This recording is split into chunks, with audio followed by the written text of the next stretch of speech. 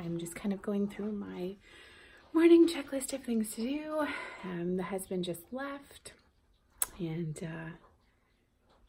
yeah, getting all the curtains opened and getting all the animals fed, vacuuming up all the dog hair that manages to find its way to the floor at night.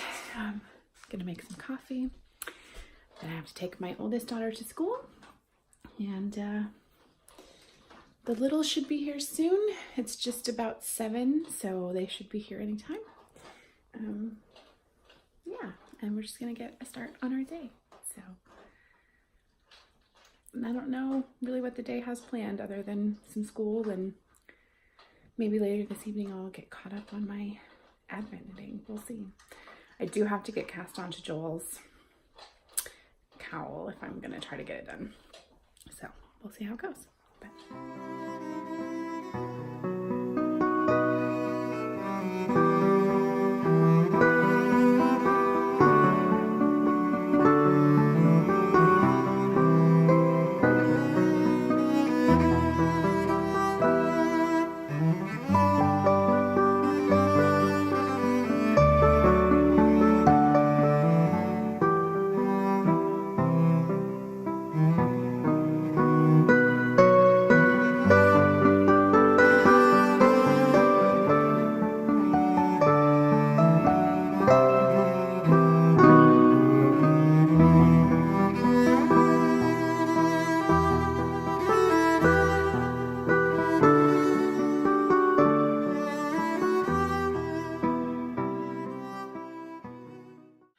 sitting at my desk trying to find a cowl pattern for Joel, because he leaves in 2 days. 2 days? Yeah.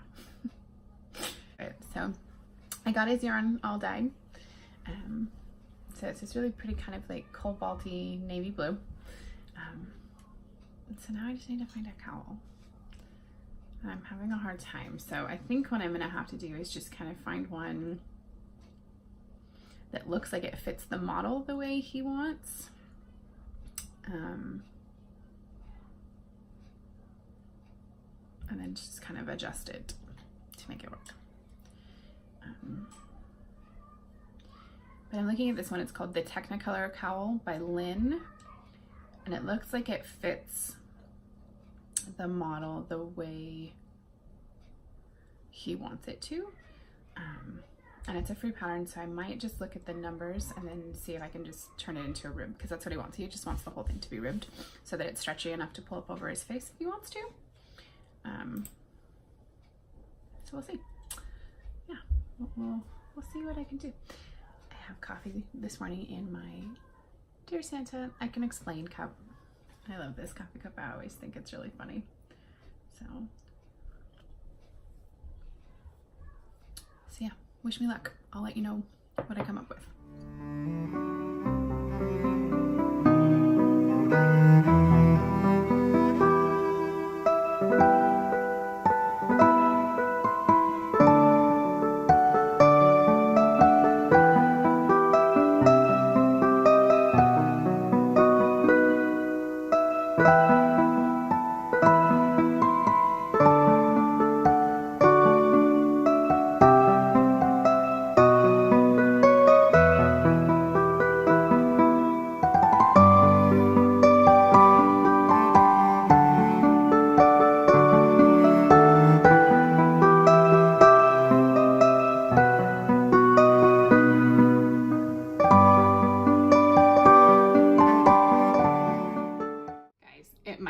To be that I just use the stitch pattern for this, because when I looked at it, look, it's Finolin and the Handy Gnomes. He might have to have it.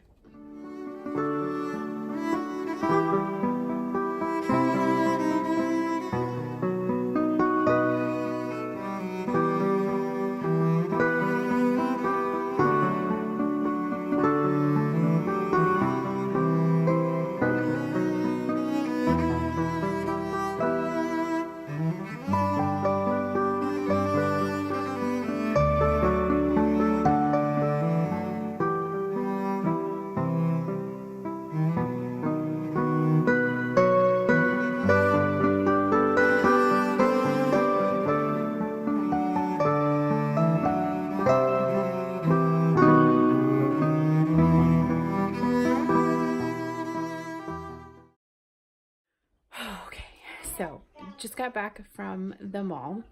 I was going to try to film while I was there, but going to the mall with 4 kids, 2 of which are 5 and under, is a little bit insane. Not gonna lie. But I went because you guys can hear my kids. My kids are all over. Sorry. So I asked my oldest this year what kind of advent calendar she wanted. And she was like, "Oh, I don't need one. It's not a big deal, Mom. Don't worry about it." But I think she's kind of sad that she doesn't have one. So rather than just buying her a regular advent calendar, which I had kind of been looking for anyways, but couldn't really find one that was appropriate for a 14-year-old, or that I thought she would really like. I guess appropriate's not really the right word.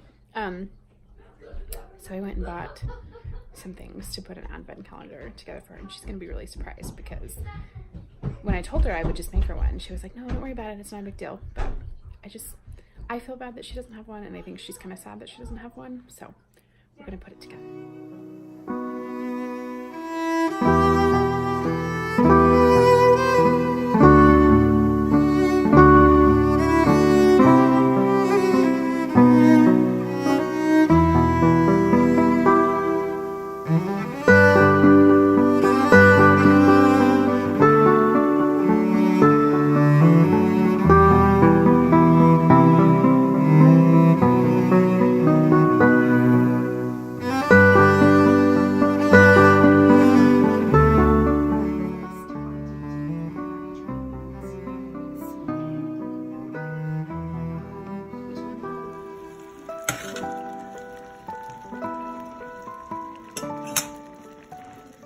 So it's almost 2:30 and I realized I haven't eaten anything yet. I fed the kids, but didn't feed myself. So I'm having a little bit of a Mediterranean salad, which is really basically just greens and spinach and a little bit of feta cheese. And then some yummy grapefruit, which I probably spent way too much money on, but that's okay because I love it. And then some sauteed green beans and mushrooms. So, yum. Candy! You're welcome. Oh my god, I'm wearing these tomorrow. Don't you love that they're fox in socks? Yes! I love Fox and socks. I know. And they're like, They're wearing them. oh.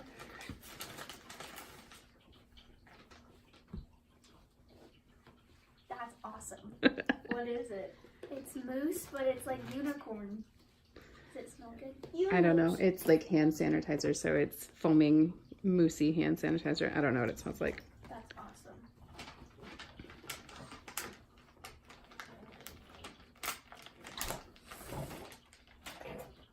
And big boy.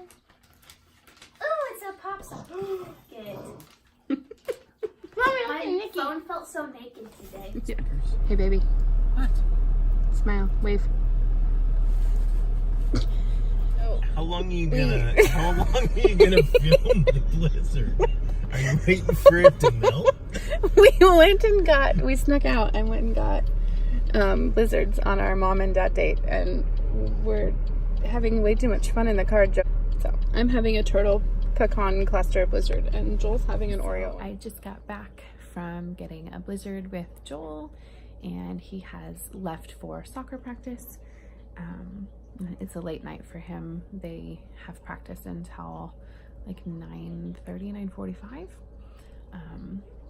So he won't be home until almost 10. But the kids are upstairs having a bit of quiet time. I think they're playing with Legos. And I'm just sitting down working on his cowl. So I got cast on. I've done a few rows. It's hard to show you guys. Sorry. I'm like, yeah. So it's just going to be super simple. Just a rib the whole way. I cast on 104 stitches, and I'm going to knit for I think 7 inches. Yeah. But while I'm sitting here, I'm watching a documentary on the origin of gingerbread houses on Prime Video. It's pretty interesting. So we watch a lot of documentary type things for school, and so sometimes I watch them or preview them a little bit before I watch them with the kids, just to see if it's something that I think will get their interest. And this month we've kind of put our regular history lesson on hold. We've been studying the American Revolution, but we're going to kind of be studying just the origins of Christmas and stuff, and things that are Christmas traditions. And so I'm watching this, and then I think I will watch it with the kids later in the month, maybe next week or so, and then we'll decorate our own gingerbread house. So yeah, so just sitting here doing that.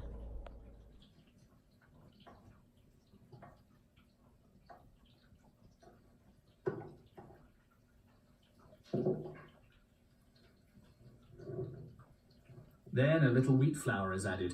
Finally, the sticky mass and the rest of the flour are kneaded to form a dough. In the Czech Republic too, there was a gingerbread bakers guild dating back to the Middle Ages. Its members were proud of their trade. At the Gingerbread Museum in Pardubice, they have revived these roots, and in doing so, noticed that baking gingerbread is a challenge for men too. The main sources of income for gingerbread bakers in the Middle Ages included church festivals and fairs. Visitors would buy gingerbread in the form of hearts and other designs. It was good business, but involved a lot of work. Alice Vostres carves some of the family's moulds himself. He's found others in old kitchens and attics.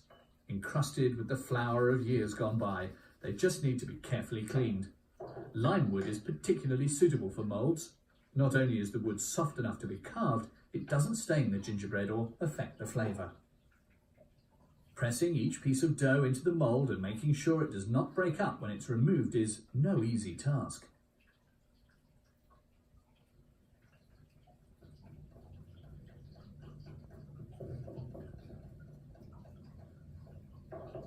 There is often a demand for beautiful moulded cakes for special occasions, not only for weddings, christenings and birthdays, but also for many other occasions. Here, as far as possible, every gingerbread request is met.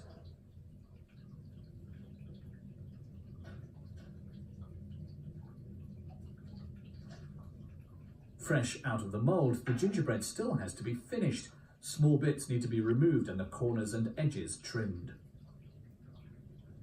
The confectionery skills of Bohemian women were famous far beyond the region, and every culinary repertoire was expected to contain many different types of gingerbread.